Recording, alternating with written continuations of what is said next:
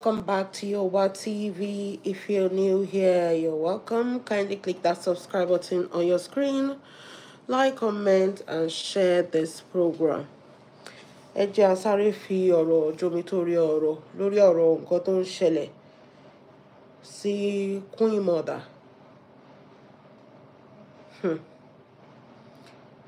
I mean, it's so unfortunate. Please, as you're joining us, kindly put your hand on the subscribe button, the like, the share button, and the thanks button. God bless you.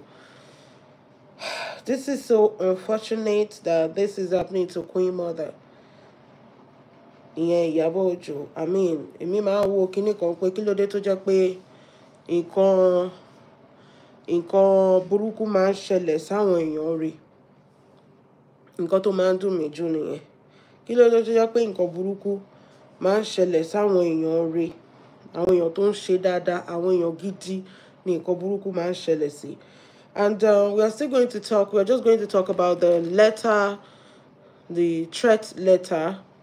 I call it a threat to life because right now, the whole attention has been shifted from it's a whole different story from the burning of the office to now a threat to life. Should you understand this? So now, I think it's more serious than the donation that's Okwafeshi. Now, the question is Iyabo safe? Is she safe? In yellow yakako established story with the situation and everything surrounding this case. We can see now that what happened pé pẹ̀lú letter yẹn gbogbo yín lẹ ti rí letter yẹn ṣá máa tún kà again báyìí. Should we read it or not? I don't know. We've all seen that letter all over social media. So it's just like àwọn yẹn ti mọ̀, they've already pre-planned this. To be frank, bẹ́ẹ̀mi ṣe feel nìyẹn, I may be wrong, but I feel like èèyàn tó mọ̀ wọ́n, they set this fire. Because about what short mo ṣe lọ́sàn mo sọ pé ó possible kó jẹ́ pé maybe electrical fault ni. But at the same time, when this letter came outside, I realized that mi ò rò pé electrical fault ni. This is like a threat to life. Like they are trying to take her out. So the questions still keep ringing in my head like, is she safe? And what I mean by safety is that kì í ṣe security àbí CCTV camera. I'm talking about what is the main plan. Tony fún Iyabo Ojo. Kì í ṣe security, kì í ṣe CCTV camera. It's not being tighten up your security because obviously, imagine Iyabo Ojo was in that building. What would have happened? Because iná yẹn ò ń ṣe iná tó kàn bẹ̀rẹ̀ níbì kan. Iná tó kàn lọ para everywhere lẹ́ẹ̀kan náà. So what if Iyabo Ojo was in that building at that time and you could see the smoke? Èéfín dẹ̀ máa ń pààyàn ju iná lọ because èéfín máa jẹ́ kéèyàn yẹn kó wá unconscious, ò ní lè mí. Ìwájú, ò ní lè mí. So what if she was in building at that time? Is she safe? That's the question I have now. Is Queen Mother safe? Because she know that the plan failed. There was a plan. There was a plan. But it failed. So the question still remains that, are they going to try again? Are they going to try again? So àwọn nǹkan bẹ́ẹ̀ yẹn ló máa ń ó jẹ́ nǹkan tó jẹ́ pé mo ti jókòó látẹ̀kọ̀ mo ti rò pé what is the way out? To be frank and honest with you, I don't know. I don't know. And nǹkan tó dùn mí ni pé people don't understand Shemo. We are in the side of the world that people don't even well, no, it's everywhere, no. These people are so backward. I mean, they attack the people that loves them. That is where it baffles me. Like, àwọn èèyàn tó tún ṣe nǹkan dáadáa lẹ tún attack. Àwọn ìjọba tó ń ṣe nǹkan tí ò dá attack wọn. You are praising them. Àwọn èèyàn tó tún dúró ti àwa èèyàn. Tó ń bá wa ṣe understanding sí. Àwọn yẹn lẹ tún attack like, what do you guys want? Mo rí àwọn nuisance kan nínú ọjà tó ń gbé placard káàkiri. Tó ní Iyabo ó ní ṣe pẹ̀lú ikú Mohbad. Báwo ló ṣe jọra? Let's be frank. If Iyabo had never entertained Wunmi, I mean, gbogbo ìjà tẹ́ ń bá Iyabo jà lẹ́ni torí pé ó jà fáwọn èèyàn ni. Because she stood for people. Because she lent her voice. Because she single-handedly wanted to help. People in this side of the world, they don't understand what they call help. Like, they don't know, like, people actually help you. And I feel like this side of the world, they don't know, they don't even know what they call help. Africans are the hardest people that you can say you want to help. Africans, I want to let you. They don't know it. They're already used to the trauma. They're already used to the trauma, so they don't understand what they mean by help. So nǹkan tẹ́mi sọ nìyẹn pé ṣé pé ẹwẹ́ máa ìgbé àwọn wèrè tó wà níbí báyìí o mi ò ráyè tí wọ́n lé ní. Ṣé Iyabo Ojo, is she safe where she is? Is she safe where she is? Is everything okay with her? Does she need to move? Because at the same time, we don't want these people to think like, yes, what is she need? She understand. At the same time, I don't want her to be afraid to live her life just because they want her to run. But at the same time, I don't want anything bad to happen to her. So ọ̀rọ̀ ìwà dàbí ọ̀rọ̀ tó sún sí ni lẹ́nu tó buyọ̀ sí. Iṣó rẹ̀ kò ṣe pọ́lá, iyọ̀ rẹ̀ kò ṣe tú dànù. Mi ò fẹ́ kó sá, mo dẹ̀ tún fẹ́ kó sá. Mi ò fẹ́ kó lọ, kó má sọ pé àwọn làwọn ṣẹ̀rù bà, àwọn ti lé kó máa sá kiri. At the same time, mi ò fẹ́ kí nǹkan kan ṣe. Number one thing tí mo kọ́kọ́ sọ ni pé write up tí Priscilla ẹ gbàgbé ọlọ́pàá. Ẹ má máa sọ̀rọ̀ àwọn ọlọ́pàá yẹn. They are just nuisance. Forget about the police. They can't do anything. Write up tí Priscilla ṣe tí bá kọ́kọ́ máa mú nǹkan kan jáde nínú write up yẹn ni pé you should have said something before this time to that woman. And you sọ pé ẹ ti rí lẹ́tà before the wedding. You kept it away from her. Èmi wá fẹ́ béèrè kinní kan lọ́wọ́ yín ni pé tó bá jẹ́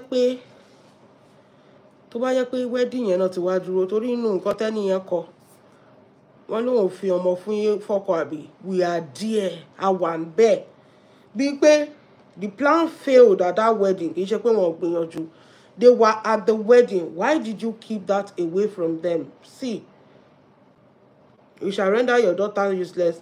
That your daughter will not enjoy her marriage. Shebi we are all there that wedding day. That means they were there. Oh, anu letter here now. Shebi we towards the last line. Shebi we are all there on that wedding day. It's in the letter. Shebi we are all there on that wedding day. Shebi we are all there on that wedding day. What does that mean? There was a plan. There was a plan. And it failed. Maybe they tried it or it failed. Or maybe they thought that if they try something out, Ashiri won't matter. Maybe they would not do it. But there was a plan on this woman's life.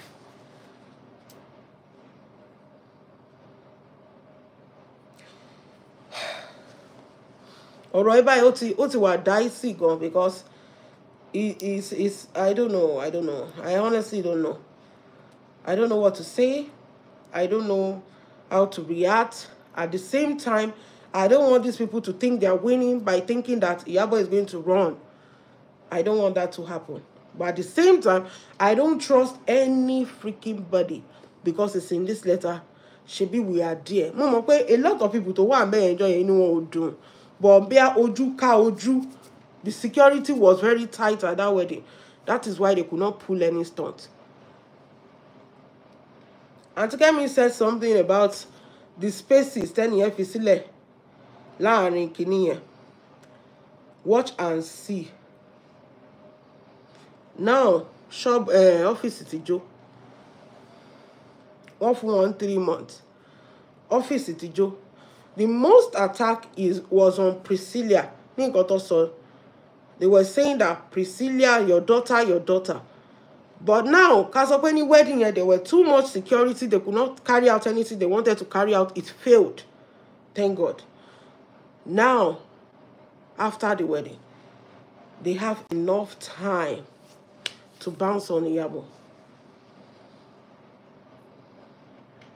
I mean, office here, I keep watching the video like, what are we missing? To buy up anybody one day, I doubt if that person is going to survive. These people, they orchestrated this thing. It was well planned and carried out. The signature, how can you write a threat letter and sign? Somebody say it's a hoax. I don't think it's a hoax. So. With date, 24/05/2025.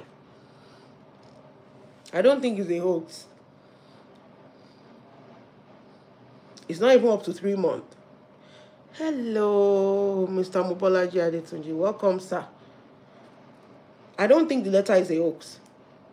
At the same time, I still feel like they should have said something to Iyabo, because what if they had planned that on that wedding day and they have got a week call mama so but I do pay for long. Along the shin mayo. Moving forward from that. Hello, sir. Welcome. This is McDonald's. I don't think it's the real McDonald's. Hey, ground with it. Hello. Ekabo. Moving forward, Ejo, Killer feel is the way out for Iyabo. Because I don't want her to constantly live her life in fear. I am part of the people that always like accolade her. Like, we are here. And at this point, I never knew that it could get to this junction that I have to be like, oh my God, we've pushed this woman to the point that we can't even save her. She understand it, saying, God don't do me near, but I can't help her. I can't. We never thought it's going to lead to a point like this. I can't help Iyabo. You can't help Iyabo. Who is going to help her? Oro wo kola answer you. Oro in your kola answer you. Oro call kola answer you. A lot of hadura, but at the same time, physical help. Who is going to help her? Nǹkan tó ń dùn mí jù nìyẹn. Wípé a lè help her. Moving forward. Kí la mọ̀ pé ó tún máa jẹ́ the next attack wọn? Kí la mọ̀ pé ó tún máa jẹ́ the next attack àwọn èèyàn burúkú yìí? Ibo la mọ̀ pé wọ́n tún ti fẹ́ strike? Ta la mọ̀ pé a fẹ́ fura sí? Torí wọ́n sọ pé àwọn wà ní wedding yẹn. Èmi sọ pé èèyàn tó kọ lẹ́tà yìí, èèyàn mímọ́ Iyabo ni. Because ẹni yẹn tún try kó má wà traceable láti má dárúkọ ọmọ yẹn. Wọ́n kàn sọ pé your daughter. Ṣùgbọ́n mọ orúkọ Priscilla, gbogbo ayé ló mọ orúkọ Priscilla now. Sọ nǹkan tó ṣẹlẹ̀. Ọ̀rọ̀ àǹtí Iyabo là ń sọ tó ti ṣẹlẹ̀, ọ̀rọ̀ iná kò ṣe iná àti lẹ́tà wọn iná. Ẹni yẹn ó jẹ́ nǹkan tó mọ̀ wọ́n. So ẹni yẹn try láti má dárúkọ Priscilla. Ẹni yẹn try láti má dárúkọ Priscilla. So how are we going to narrow this thing down? Ká tẹ̀ mọ̀ pé okay, èèyàn báyìí ló jẹ́. Oh, lè fi signature. Anybody can sign. What if the signature is a hoax? Talk about draw a line. There's nothing to trace out of this letter.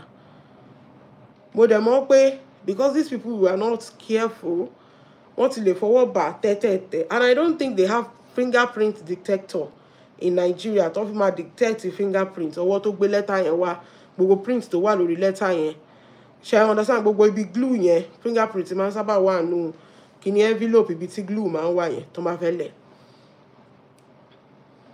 ibi tó ti ń bọ̀. Where are the cameras? Did they dictate anything? When I want to go follow up at the same time, I will advise everybody, fans, both home and abroad, any string you can pull for Iyabo, this is the best time. Because now, Kinshe is a threat to life now. Kinshe kwe shobu jo afe da woman. She know that they want to take her out.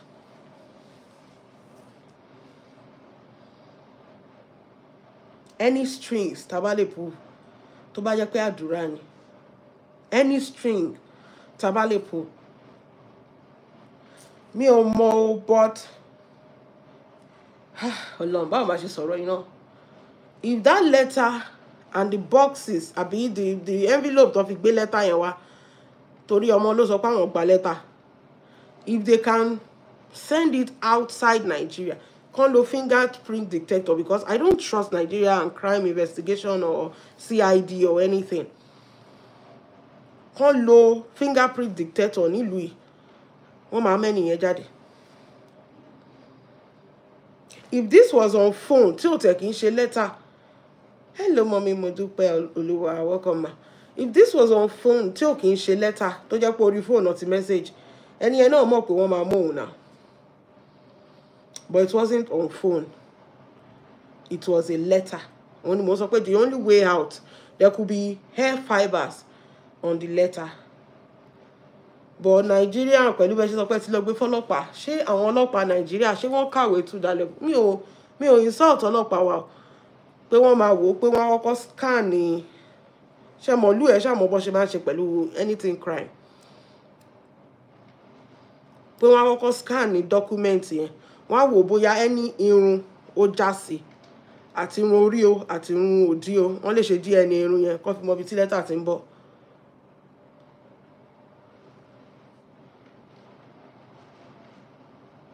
Hey, hello, mommy, mo dúpẹ́ Olúwa. Ṣé mi fi title sí ni?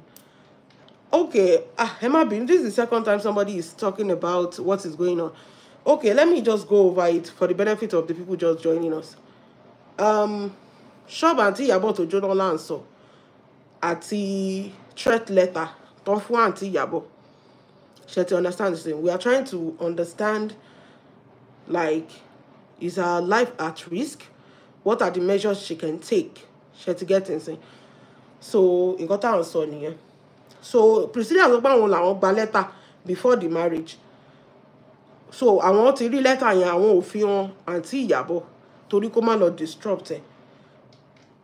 But èmi ò bá sọ pé ó yẹ kán ti fi hàn ìyá ìyàwó. This is a threat to life. Torí ẹni yẹn kọ sínú letter yẹn pé ṣebí we are there on the wedding day.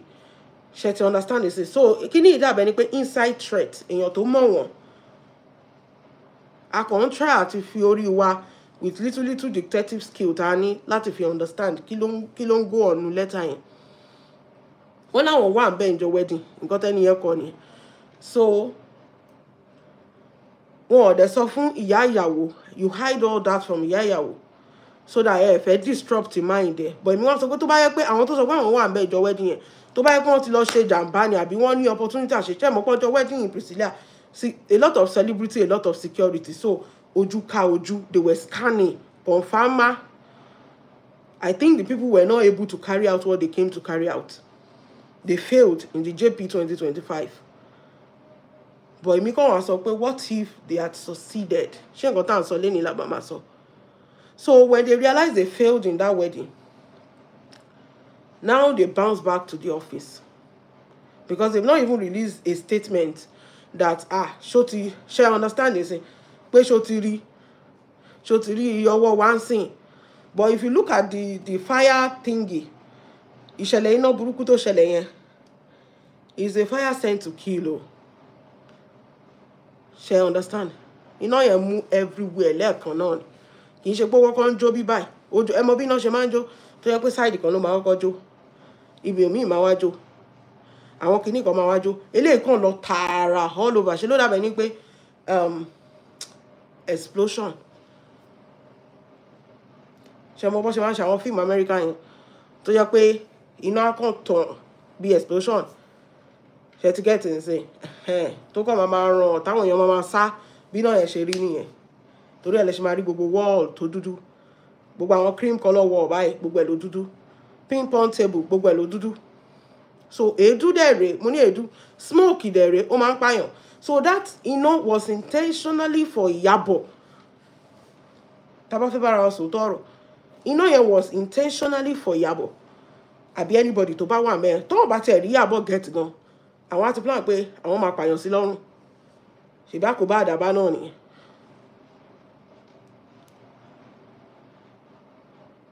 Amen amen ṣèbí àkóbá àkùdàbá náà nìyẹn tó bá pààyàn sínú ibẹ̀ yẹn ńkọ́ tí náà yẹn bá pààyàn síbẹ̀ yẹn ẹ jọ̀ọ́ ṣé Iyabo will still be the same person. Hello Mọ̀mí Damola, welcome ma. Iyabo can never be the same person téèyàn bá kú síbẹ̀ yẹn. So àwọn yẹn ti mọ nǹkan tó fẹ́ wá ṣe òun ni mo wá sọ pé is she safe at the same time a fẹ́ fún wọn ní opportunity kan rò pé wọ́n lè scare Iyabo kan jẹ́ kó máa live in constant fear tá bá relocate ẹ̀ sí ká gbé kúrò ńbẹ̀ ká gbé outside Nigeria she will still be in fear more and more letter máa jáde lọ́dọ̀ ni wọ́n sì máa send the letter wọ́n sì máa track ẹ̀ but the only thing is that we should stand and face it. How do we want to face it? Okay, letter ẹ sọ pé ti fún àwọn ọlọ́pàá Nigeria. I don't trust Nigerian police. Wọ́n ní intelligence láti ṣerú iṣẹ́ bẹ́ẹ̀ yẹn. I'm calling it is my country. I'm calling it the way it is. Kì í ṣe pé mo hate wọn. Torí inú letter yẹn sìn wọ́n ti máa bà gbogbo nǹkan tó yẹ kán lè tó lè láǹfààní. Torí this is the letter. Gbogbo ẹni lẹ ti rí letter yẹn online. It's just the upper part. This is just the letter. So wọ́n ní intelligence láti wò pé okay letter yìí inú envelope tó bá wà wọ́n lè dictate fingerprint lára envelope yẹn especially ibi tí glue yẹn wà wọ́n lè dictate dandruff wọ́n lè fi get DNA yẹn wọ́n lè dictate hair follicles irun ẹyọ kan tó bá já wọ́n lè fi dictate DNA yẹn tó mú letter wá wọ́n lè check CCTV camera kó fi track license plate dispatch rider àbí logistics tó gbé letter wá anything they can use anything to dictate but wọ́n dá o but it would have been better if it was here if the letter can be sent over to to the state but pẹ̀lú bá ṣe mọ̀ pé wọ́n ti fún wọn letter before the wedding gbogbo ọwọ́ ló ti máa fọwọ́ kan letter yẹn náà gbogbo fingerprint ibẹ̀ máa ti bàjẹ́ ni so ìyá sọ pé dead hand níbẹ̀ yẹn but still náà èmi sì mọ̀ pé èèyàn tó ṣe irú iṣẹ́ yẹn inú ilé ló wà èèyàn tó mọ̀ wọ́n dáadáa ànìkan tó wá burú ni pé wọ́n lè tètè mẹ́ni tó ṣe irú iṣẹ́ yẹn because gbogbo èèyàn ló ń rẹ́rìn kìkìkì kàkàkà sí ojú àǹtí Iyabo ibo náà tó fẹ́ bẹ̀rẹ̀ number 2 tó bá yẹ pé letter yìí tó bá yẹ pé they send it in form of a message lórí phone wọ́n máa track ẹ̀ àti sọ pé a lè fún Nigerian government níyẹn wọ́n lè track àwọn tó ń track Yahoo boys wọ́n á track letter yẹn jáde bọ́ ẹni yẹn mú wá handwritten letter ṣe ti understand it ẹni yẹn mú wá hard copy kì í ṣe message ibi tí wàhálà ti wà ní pẹ̀lú pé ìlú tó mú lọ àwọn ọlọ́pàá yẹn o ẹ gbàgbé jáde iṣẹ́ kékeré táwọn àmọ́ yìí nǹkan tí mò ń sọ kékeré yìí kì í ṣe pé mo ṣiṣẹ́ ọlọ́pàá but pẹ̀lú gbogbo nǹkan tó ń lọ lù tá à ń gbọ́ náà la fi ní little knowledge just imagine èmi tí mo ní small knowledge báyìí imagine nǹkan táwọn ọlọ́pàá ò bá ṣe ń lù tó bá yẹ pé ìlú yìí ló ti ṣẹlẹ̀ at the same time wọ́n ní mo sọ pé ọ̀rọ̀ ṣọ́ọ̀bù tó jó yẹn is the minimum the least of the least ìyẹn gbogbo ìyẹn pátápátá a lè dáwó kára padà bọ̀ ṣe rí lẹ́tà ìgọ̀gọ̀gọ̀gọ̀ nǹkan gbogbo tó ń ṣe mí gọ̀gọ̀ lélẹ̀ kí ni way forward? Because at the end of the day, I don't want her to lose her mind. Constantly checking your back. Shaking, shaking one ball. To back ball koko. Ẹ̀rù máa bà ẹ́. To tell bá any message lórí phone tó mọ number, ẹ̀rù máa bà Iyabo. Nǹkan wọn tó ń bá èmi lẹ́rù fún ni. Before you know, she might lose her mind. Ó ń ṣẹlẹ̀ dáadáa ń lù yìí.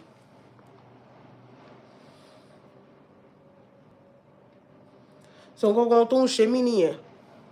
Fún àǹtí Iyabo pé, how do we help her? Because lọ́wọ́ tèmi báyìí mi mọ nǹkan tá a fi lè help wọn. Mi ò lè parọ́ fún yín.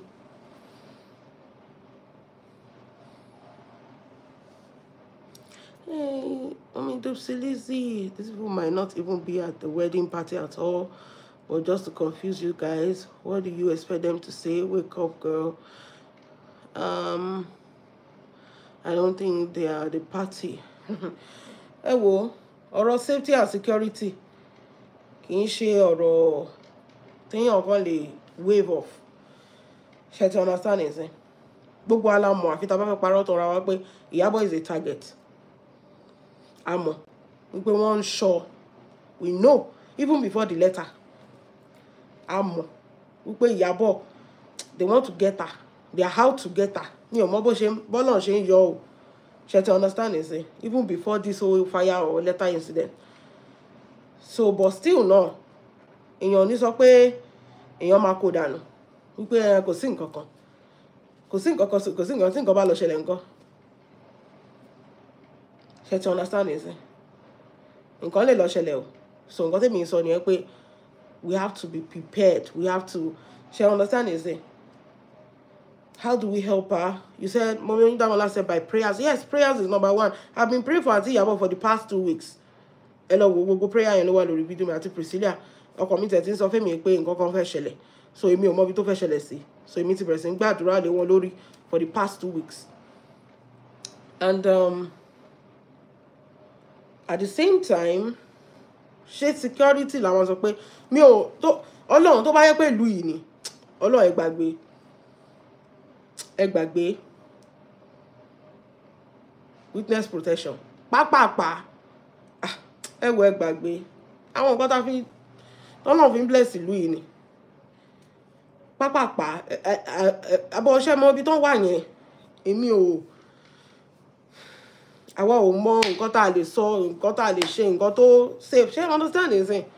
So àwọn nǹkan kan tó ń ṣe mí nìyẹn pé Ọlọ́run jọ̀ọ́ ṣàánú wa o níbi tó jẹ́ pé èèyàn tó ti ń tú orí aláìsùn ọ̀ṣẹ́ èèyàn tó jẹ́ pé gbogbo nǹkan tó ń ṣe to help the society, and these are the society that you are helping. Look at the way they are paying you back. Wọ́n ní o ò lè mo máa ń sọ kíní kan mo máa ń sọ pé àwọn tó pọ̀ àwọn ló ṣòro fún jù. Ṣé rí Nigerian government bó ṣe ń treat wa yẹn ó dáa, you understand? Wọ́n mọ̀ àwọn Nigeria ò kì í ṣèyàn tó ń ṣòro fún. I swear. Because tá bá ń wail, tá bá réyàn tó fẹ́ wá assist wa, inú máa tún máa bí wa. If we are crying, pé ìyà ti pọ̀, kí ni ìṣe kò sí anybody tó ń sọ̀rọ̀, tá bá tún réyàn tó tún sọ̀rọ̀ tó fẹ́ assist wa, inú tún máa bí wa. So we're already used to the trauma. Ṣé ti get it? Nǹkan tó ń dùn mí nípa ti Iyabo nìyẹn pé she understands. I'm scared for her. Because Koyako Joan, she's a person that has a good heart. She has to understand it. So, mo wá wò pé níbi kéèyàn ti máa ṣe rere fún yàn, kéèyàn máa ṣàánú fún yàn. She understand it ló ti kó tiẹ̀ báyìí. Àwa dẹ̀ rí àwa táwọn sọ̀rọ̀ sí báyìí. Kò sí nǹkan kan. Kò sí nǹkan tá a lè ṣe fún láti fi assist ẹ̀. And òun fara ẹ̀ ló dúró boldly láti assist a lot of people.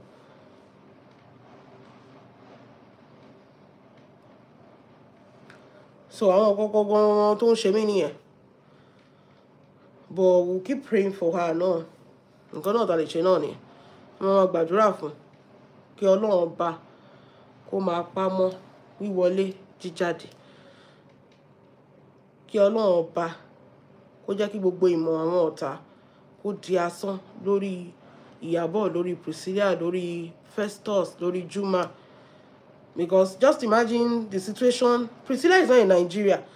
The situation she will be. Kì í ṣe Iyabo nìkan. Even everybody tó so money. Especially ọmọ ẹ̀yẹn. Ọmọ yẹn gan máa rò pé torí tòun báyìí. Bóun ṣe kúrò nílé gẹ́lẹ́ báyìí. Ni gbogbo àwọn people wọ̀nyí náà ṣe bẹ̀rẹ̀ pẹ̀lú ìyá wọn tí mọ̀ pé òun ti kúrò nílé.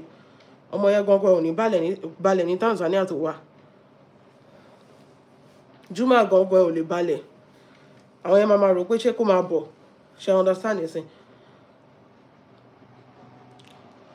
For the past 8 years, ni Iyabo ti ṣí company yẹn kò jóná rí. Kí ló dé tó jẹ́ pé after this party ló fi jóná?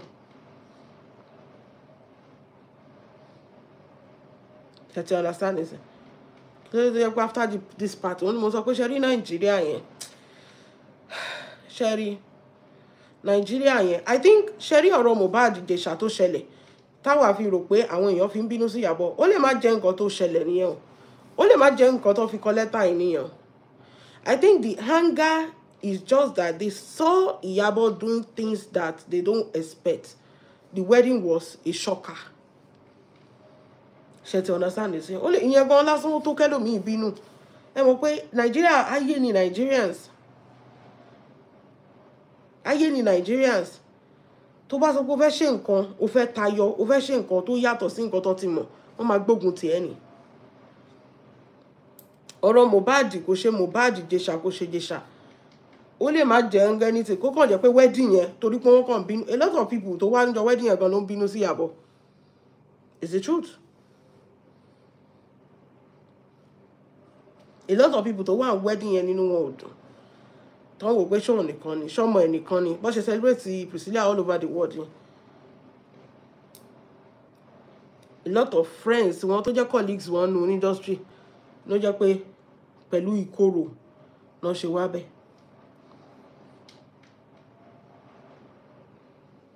So Nigeria jẹ́ bí kan tó jẹ́ pé ẹ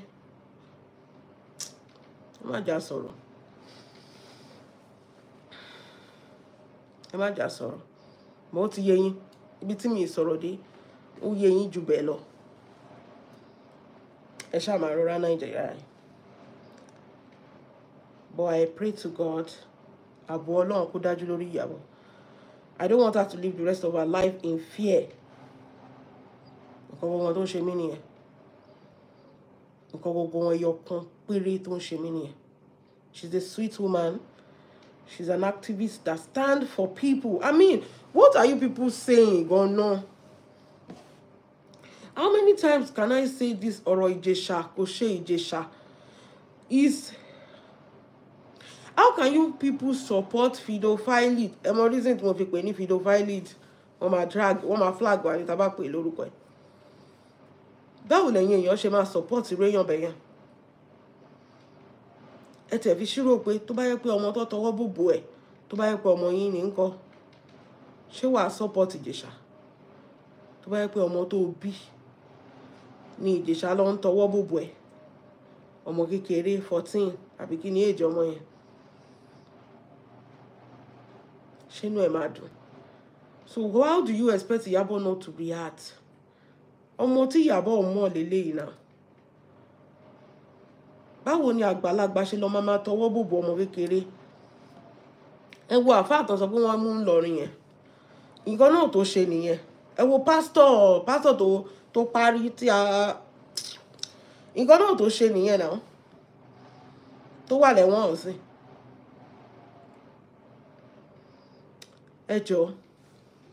Ẹ jẹ́ àmọ́ nǹkan tá à ń ṣe. You don't need to like somebody, but you can like what they contribute to this world. Nǹkan tí Iyabo fararọ, àwa ò lè fararọ. Nǹkan tó ṣe, ṣebí gbogbo àgbà máa jókòó sórí social media ni. Tá bá ti pa show sí báyìí, we go back to our family. Iyabo will single-handedly stand up, leave her house, go and do this, write letter to lawyer, do this. Ẹ wo gbà tó ń lọ pàǹtí up and down. We're all online criticizing and saying a lot of things.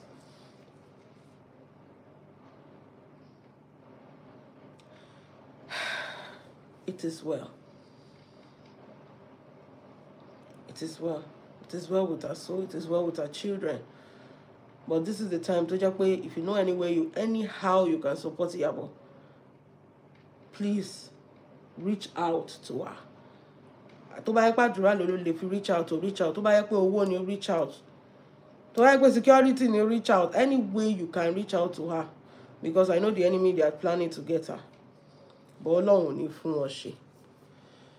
Ẹ jẹ́ ká tó bẹ̀rẹ̀ sí máa lọ. Ẹ fún mi ní a minute. Àsọpọ̀ àti kúrò lórí yẹn. So àǹtí mi, Ọlọ́run, ẹ̀yin tẹ́ ẹ gba verdict lénìí. Ṣé rí pé kò tiẹ̀ sí anybody tó rán yín. Eléyìí tó tẹ̀ ṣe ń ṣẹlẹ̀ gan-an la ṣe ń rán káàkiri. So ẹ máa dójú ẹ̀sìn yín lọ. Congratulations. But I read something from Dorcas Adeyinka today. Nípa torí nobody has that time for the judgment or the court. We are all still sympathizing with Iyabo, and you know the whole letter of a thing, everything just mess everybody up. So kò sí anybody tó rí yín. Kò sí anybody tó rí nonsense then ṣe. Ṣé ti get it? Ó yẹ kẹ́ ti mọ̀ àwọn lè soso team. Àwọn jagunjagun orí afẹ́fẹ́. So I read something about from Dorcas Adeyinka, TMS, Boss TMS, on Facebook regarding the case. And this goes like, in my view, the verdict reflects the fact that no specific name was cited. Lizzy jáde ń jó pé Ọlọ́run ṣeun, Ọlọ́run ti gbàdúrà òun ti win, òun ti ṣe kinní kan. Only the verdict reflects that no specific name was listed. Only also, if you are not a coward, mention my name, baby, mention my name. That is what Iyabo keeps saying. No name was mentioned. Kí ló wá win? Why don't you say you want to win by mentioning this person's name and go to court and think you can win? Only there was no name cited. If someone was truly courageous, tó bá kí n ṣojo, they would have named names. Ó yẹ kó dárúkọ Iyabo Ojo. Without that, proving the case becomes difficult. Exactly. Making such a judgment understandable. So once again, the reason tí Lizozo fi win, torí èmi ò tell, because I'm a person tó jẹ́ pé sharing nǹkan tẹ́ bá ti ń ṣe ń tì mí ẹ̀. Èmi ò kún kọ́kọ́ celebrate pẹ̀lú yín. Màá kọ́kọ́ ní sùúrù náà torí bẹ́ẹ̀ ṣe wà yẹn you are bipolar. Tẹ́ bá ń gbọ́ pé gidi bipolar ní ẹ̀yin jagunjagun orí afẹ́fẹ́. Ẹ̀yin ọmọ ogun Fáráò tó mi máa gbé yín lọ. Tẹ́ máa ṣègbè sínú òkú pupa. So èmi ò kì í take ọ̀rọ̀ yín serious until tí bá ti read the other side. Now, congratulations on your winnings. Congratulations on orí ibú tẹ́ ṣe. Let me now tell you something. Wọ́n ní torí pé ẹ dárúkọ Iyabo Ojo, kò sí ibi ní gbogbo fídíò tó ń ṣe tí ó bá yẹ pé òfin kan ṣe kinní gan ni. Ó mọ nǹkan tó ń ṣe tó fi dárúkọ Iyabo Ojo tó fi ń pè ládò tó ṣì tó ń ṣe pé fún pọ́tẹ́ ẹ máa kú tọmọtọmọ. Torí pé ò dárúkọ ẹ̀ and òfin lòfin jẹ́ náà. You did not mention Iyabo Ojo torí pé ìwọ gan mọ̀ pé ayé ẹ̀ máa ta ni tó bá mention orúkọ yẹn. But you keep labeling and making. Hello, Mommy Oluwatoyin. Welcome, ma. You keep labeling and making that woman's name like a bad name, destroying her reputation. But why you tell me we ní ọ̀sìn we ní so obviously o lè destroy anything. Nǹkan tí Iyabo ṣe tí ìyá àti ẹ̀ Lizozo tó bá ṣe ni ayé ò ní rí bó ṣe rí yẹn. Nǹkan tí Iyabo ṣe nílé ayé, you can't do anything àfi kó jí ọkọ ọlọ́kọ gbé náà. Kó jí ọkọ ọlọ́kọ gbé kó tì mọ́nú cupboard kó máa fún lógì tútù mu. That's the only thing you can do. Stealing people's husband. Tell me, what can you do? You cannot fight for anybody. Ta ló dìde látàbẹ́ ẹ̀ tó gbérí. Àríkẹ́ nìyẹn for how many years tó ti fi sí gbà lọ́dọ̀ ẹ̀? Kí ló mú bọ̀? Ó ń bímọ sílé ẹ̀ náà ni. So if you look at it, technically you did not win. Oh, win anything. Because there was no case to begin with. How can only moments of one lawyer Nigeria gone? They are just, I think they are just hungry people. Because mo mọ̀ pé lawyer ló máa push àǹtí Iyabo láti lọ push case yẹn torí pé lawyer fẹ́ jẹun.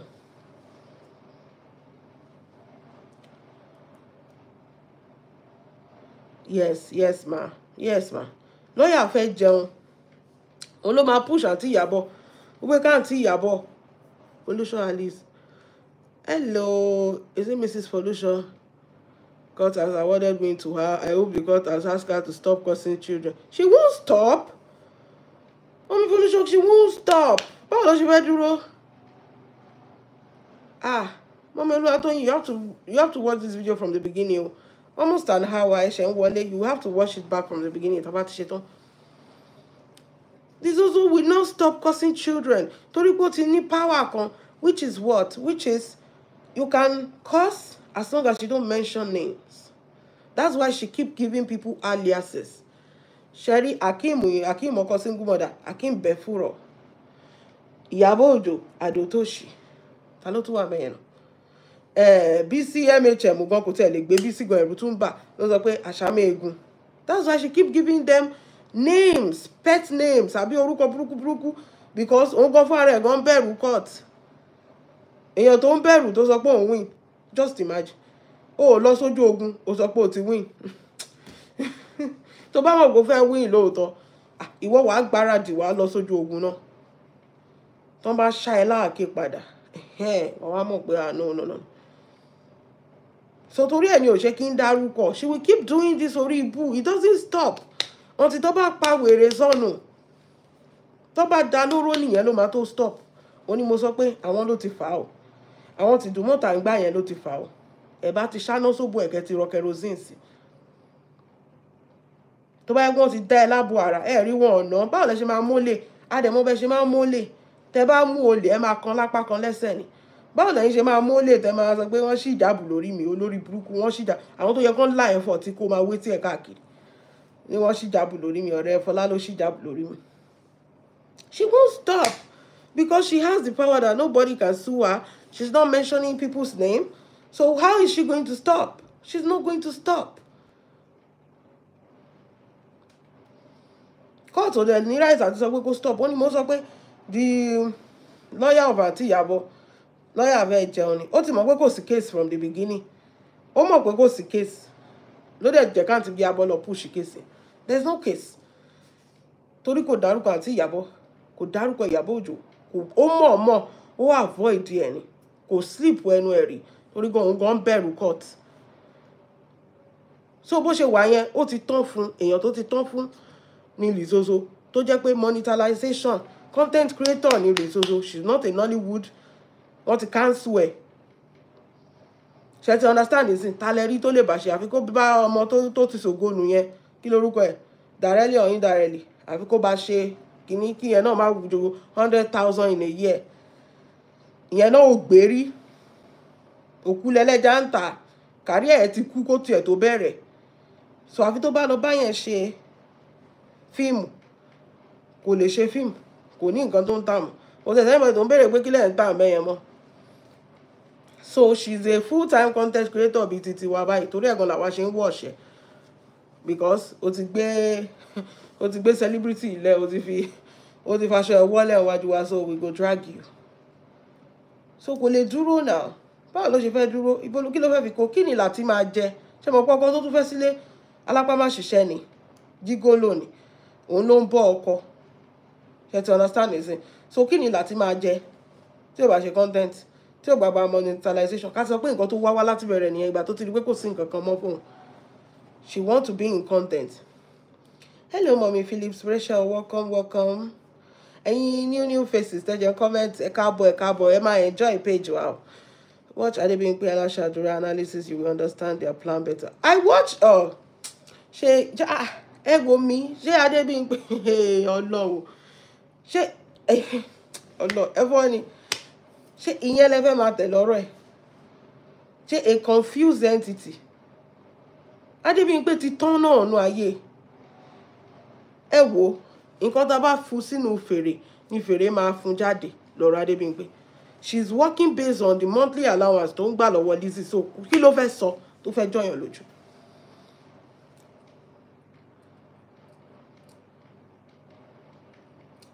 Ẹ wo dysfunctional kìíní. Ẹ wo ẹ̀yìn náà àwọn wèrè yẹn jà. Kí la Adebimpe fẹ́ sọ tó fẹ́ jọyàn lójú? So èèyàn tó jẹ́ pé ọwọ́ àwọn ọmọ tí ẹ ò ṣe ríire, ọwọ́ ọmọ ọlọ́mọ ló ti ń gba 100,000 per month. So tí wọ́n sọ pé ó yá jáde bí ẹran ni, Adéwìnké is just like a goat, ẹ̀jálẹ́gbà, ó yá jáde.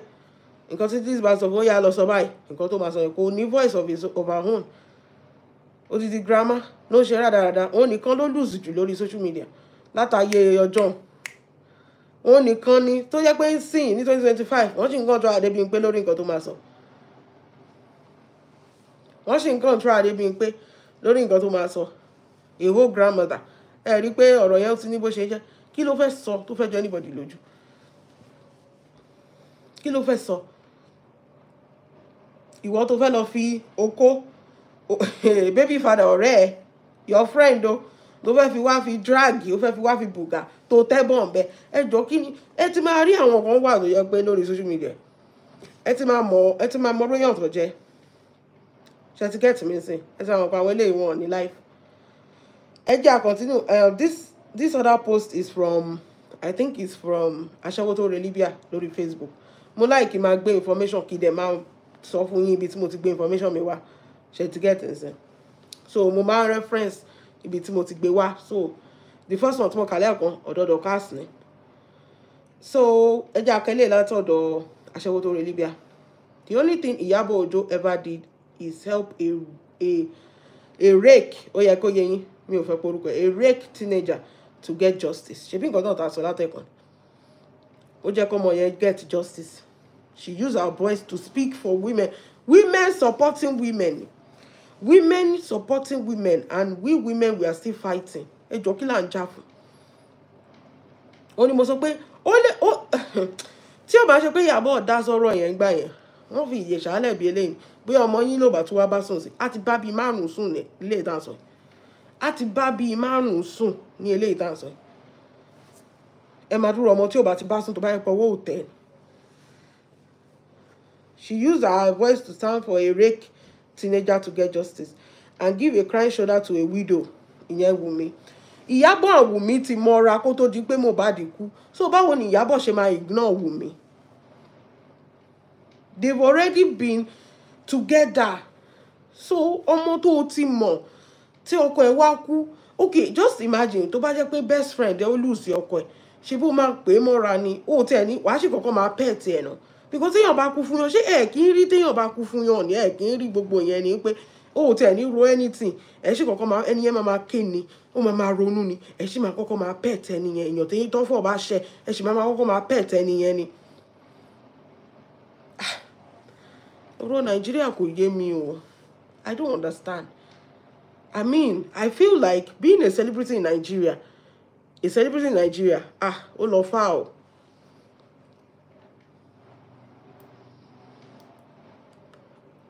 I don't understand. It's about Lizzie and the curses. Yeah. It's about Iyabo Ojo. This topic is all about Auntie Iyabo Ojo and all everything that happened. And now we are dividing into Lizzie because of our Ṣọdún Ayọ̀. You to understand it. So we are speaking about that as well. So helping, only giving a crying shoulder to a widow and a single abandoned woman that life happens to. Ìyẹn Fọlá. I think that is Fọlá. Fọlá jẹ́ ọkọ tó jẹ́ pé kò sí nǹkan kan. Lizzie pa Fọlá tán díẹ̀ ló kù.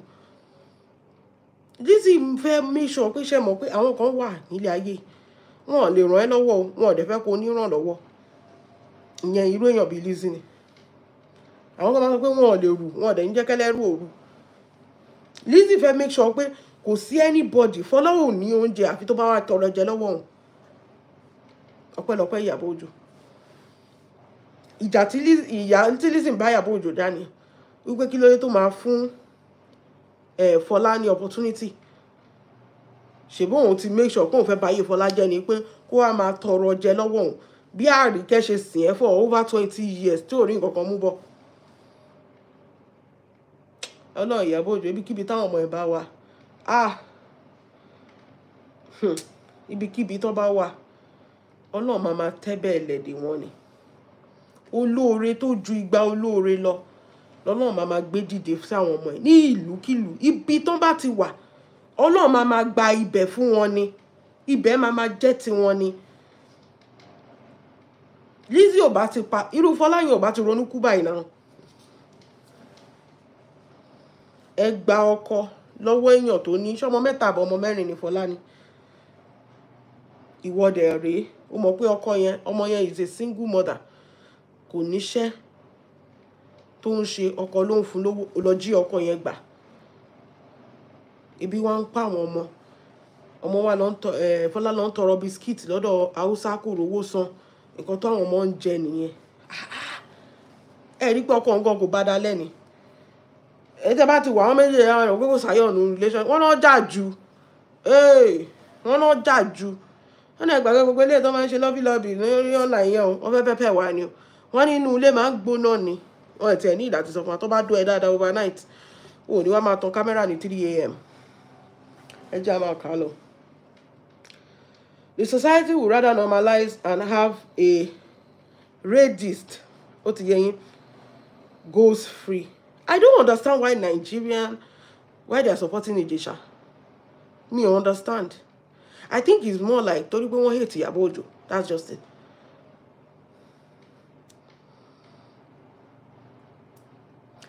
Only Lizzy talks too much. Oh, Lizzy is gone. Ó ti sọdá. Ṣó yé yín. Ó ti sọdá. Ó kàn force ẹ̀ ni. So wọ́n ní báwo ni society máa ṣe support radist nínú ilé ayé yìí tá a bímọ obìnrin. Ó ní mo sọ kíní kan, Iyabo gan ò ṣe nǹkan kan. Ẹ̀yin ò ṣe sọ pé kí Ìjẹ̀ṣà wá try ẹ̀ nílùú. Ọlọ́run máa fìbọn fọ́ orí ẹ̀. Èmi tèmi gan máa pọ̀jù tọlọ́rọ̀ lọ. Máa fìbọn fọ́ orí ẹ̀ dànù ni. Tó bá jáde gan mi ò gbọdọ̀ rí ẹ̀ ń sàkání mi. Wọ́n máa tọwọ́ bọ ọmọ kékeré lóbò. Ṣó ya wèrè ni. Bí òbò ṣe lélẹ̀ bí chicken. Ọlọ́run. Ọmọ kékeré. I swear Iyabo ò ṣe nǹkan kan, ẹ̀yin wá sílùú ìkẹwàá ò bọ́ ṣe ń fìbọn fọ́ wọn lórí dànù. Ẹlòmíì inú ẹ̀wọ̀n yẹn náà máa pa sí. Àtọwọ́ bọ ọmọ. Má sanwó ẹ̀mí ẹ̀nú ẹ̀wọ̀n yẹn. Ó ya wèrè ni. Má sanwó ẹ̀mí ẹ̀nú ẹ̀wọ̀n yẹn ni. O ò ní jáde. Kì í ṣe pé kíní. A widowed the society would rather normalize and have a radist go free. A widowed god mob. Díẹ̀ ló ó ní mo sọ, Wùmí gan díẹ̀ náà kú náà bá pàdánù. Tí wọn bá tẹ̀ pa Wùmí gan, Wùmí ò bá ti ronú kú náà. And an oppressor gbọ́kọ́gbọ́kọ́ unlived ìyálé kíní kan has never helped. Wọ́n mi mọ Yorùbá yẹn ó lọ lẹ́nu. Not contributing positively to animals, place or things in Nigerian society. Lizzy ò ní nǹkan tó fẹ́ contribute. Kò ní nǹkan tó fẹ́ ṣe. Ẹnu nìkan ni. Tẹ́ bá gbọ́ pé ẹnu dùn bí ta jàkàrà. Òun ni number 1. Tó bá dán ẹnu fún yín, ẹ máa wò pé kò dẹ̀ ní nǹkan kan. Àwọn kan wà tó yẹ pé wọ́n ti lọ study course yẹn láti lè fi ẹnu. Wọ́n máa fi ẹnu wọ́n á fi rò fọ́ fún yín jẹ. Gbogbo nǹkan tó ń sọ irọ́ ni. Bọ̀ ẹnu dùn. Tó bá rojọ́ mọ́yàn lẹ́sẹ̀ báyìí. Ẹ máa wò pé there was a time táwa náà support ẹ̀ náà. Ṣó lè yọkàn lórí Facebook tí ó support Lizzy rẹ̀. Thinking that wọ́n ṣèkà sí lóòótọ́. Kíní. But at one point àwọn wò pé ṣó wá le tó tẹ́lẹ̀ ìgan ni. Wọ́n dẹ̀ ṣèkà sí ẹ. Gbogbo èèyàn tó wà lórí Facebook ló support ẹ̀ náà. Gbogbo speaker from Esabo to everybody ló dúró tiẹ̀. Àwọn èèyàn sọ pé òkè kò sógun mọ́ kò sọ tẹ̀ mọ́. Ó yá move on with your life. Ó sọ pé no ò ní padà. Wọ́n ní wọ́n sọ pé monetization ló wá from the beginning. Kò sí anybody tó ń bá Lizzy jà. Monetization ló wá. Ebi ti dé. Ọ̀fun ti gbẹ. Her name is always associated with negativity, yet some part of the society will applaud her while Iyabo gets bullied. I think they just don't like Iyabo. Nǹkan tí mi rí nìyẹn. They always feel, hello mommy, comfort, welcome. They always feel like, I don't know, something about Iyabo. Ó máa ń jẹ́ kí a lot of women feel like wọ́n ní low self-esteem. Iyabo is just like, like Iyabo. Torí pé ó máa ń jẹ́ kó feel like, báwo lèèyàn ṣe dá báyìí. Tó Iyabo bá dúró sẹ́gbẹ̀ẹ́, kẹjẹ́ ojú age mate kan, kẹjọ lọ the same school. Ìwọ kan fún ara ẹ wà, àmọ́ pé ẹ̀ sí ní the same class. I think that is just the problem. So people just don't like Iyabo. Like, how is Iyabo flourishing? Look at the people associated with Iyabo. That alone is a threat. I mean, the Nollywoods, the English Nollywoods, the celebrities, the governors, the big Tiwa Savage. Come on now, David. You know, Polo, all these big people. No man associates with Iyabo. Àwọn Adelekes, the governor Adeleke. Just imagine, it was at the wedding now. So things like that, the Peter Obis, the Odogus, what's his name? Cubana. These are the people associated with Iyabo. So obviously it's a threat. The other celebrities, they be like, Iyabo ti gbogbo ajo dìde. How did she do it? I think if you tell Tanu Tiwani, they can't see themselves. Can't doko go on, doko debe. You understand it, say, my sister, that's not it. Yoruba has an adage that say that truth does not sell in the market, but they buy lies expensively. I don't even understand what that means. I don't understand. So, because it means on the I think a lot of them just feel like Etanu. They just don't like Iyabo. They feel like anything Iyabo do, they feel like why the what there is okay for me. In got Iyabo ṣe tó bá yẹ pé yan mi ló ṣe, they will applaud the person. Especially in party Jesha. Okay, if Iyabo did not talk, what do you think will happen? I feel like they just don't like her. Like, they just feel like, in a society that they grow up, I feel like Toby Rimbatu were outspoken. Toti more, she to understand this. They just feel like, no, go show like, you know, share. Tanya, you are nobody. Society that they grow up near, they silence the woman. They don't want to see a woman that, she's a strong woman. They don't want that. They don't like it. Women, it feels threatening to them. Like somebody is a strong woman. It's like a threat to women. It's the truth. I'm not talking about movie or anything. I'm talking about generally. Generally. And you don't know how she do it. But Otayogon. Iyabo Otayogon. So I think that is just it. So this is right up with Bonnie. Okay. Eja continue. The citizens are worse than the government they criticize. Do not help Nigerian citizens. Do not help the citizen. They don't understand what help is. One more, to the government ṣe fìyà jẹ àwọn Nigerians. One more, ìwọ tó bá ṣe wọ́n lóore, ìwọ ló tà wọ́n. Ìwọ tó bá ṣe wọ́n lóore, ìwọ ló tà wọ́n. They don't understand. So nǹkan tí Iyabo ṣe tó save ọmọ lọ́mọ, àjẹbẹ́ Ìjẹ̀ṣà ò bá ti ya òbó ẹ̀ mọ́ fúnra ẹ̀. Imagine, ò bá ti ya òbó ọmọ yẹn mọ́ fúnra.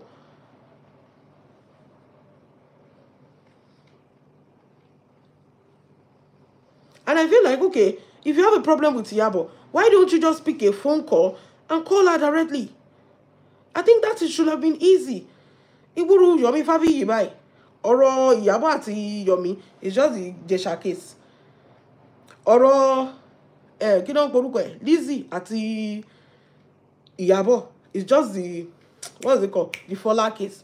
You have a phone number, you can just hello Iyabo, we have to talk. And talk it out like mature people. But they feel threatened.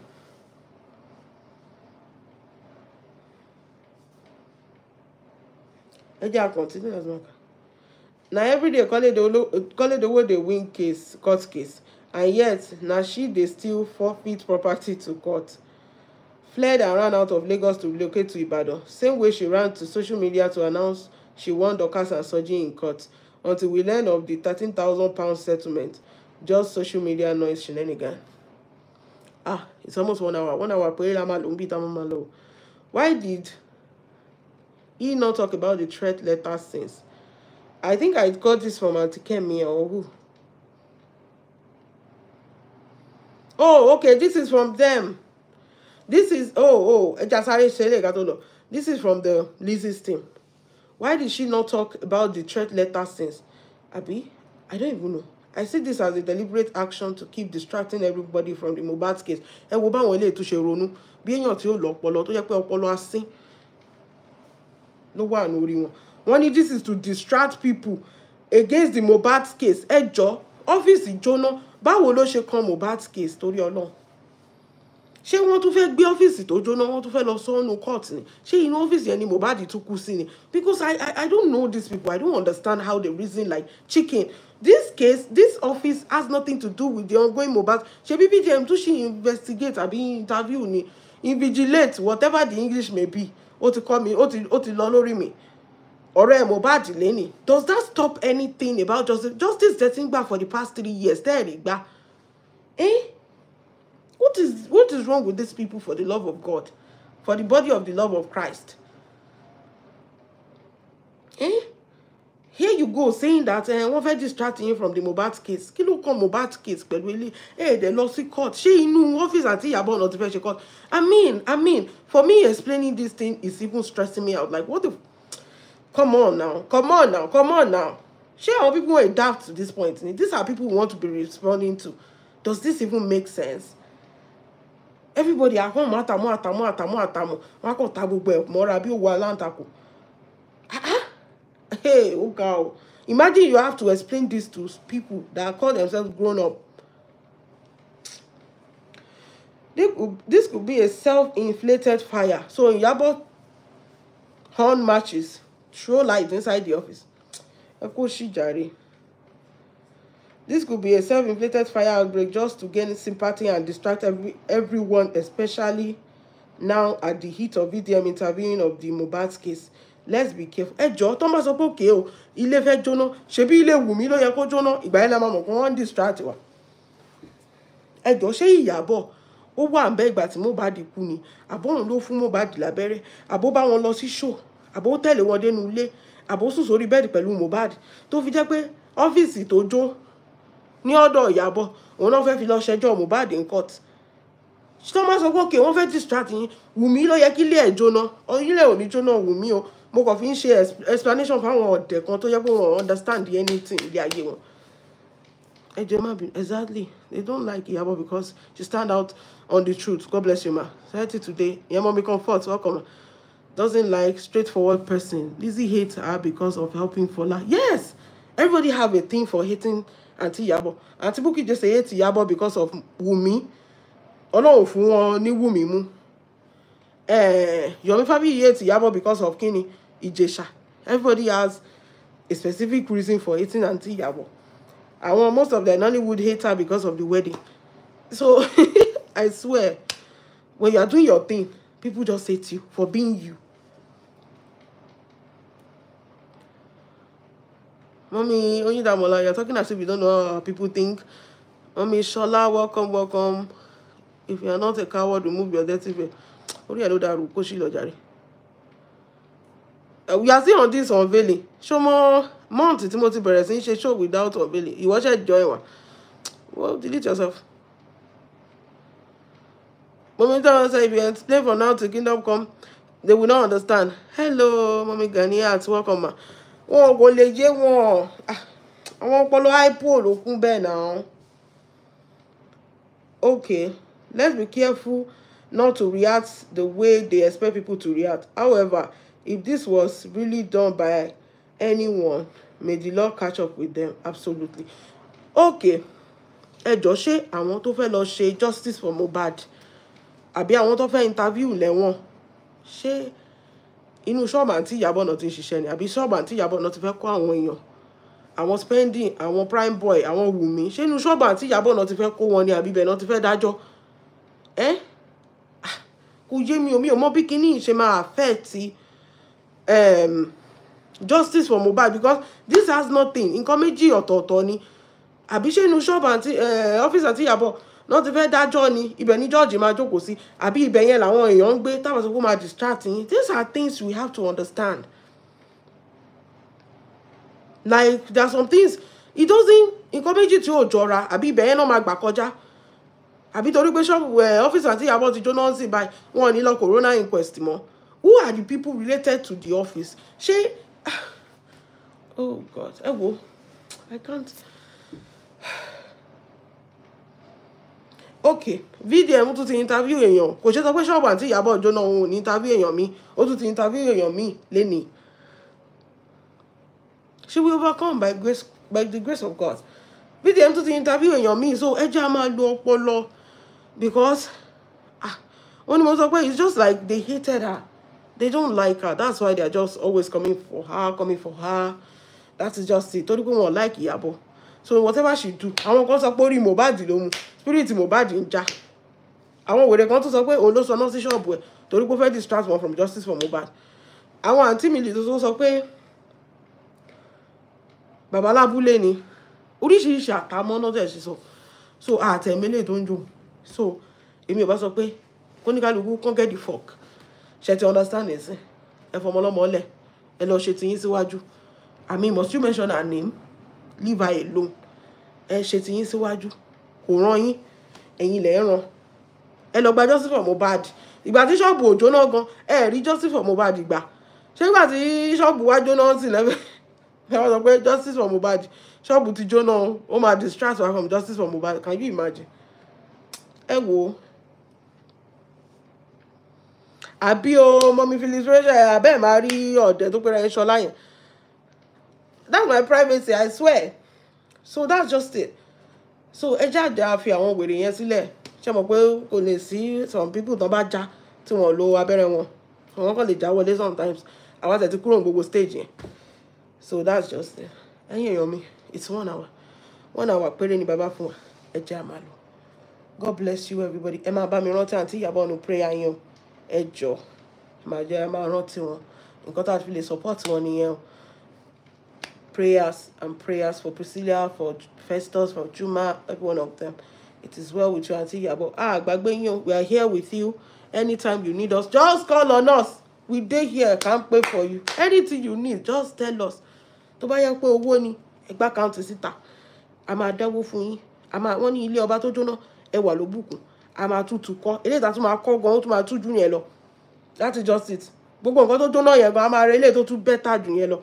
So we are here for you. Ẹ̀yin nìkan kọ́ lẹ wà nú ẹ̀.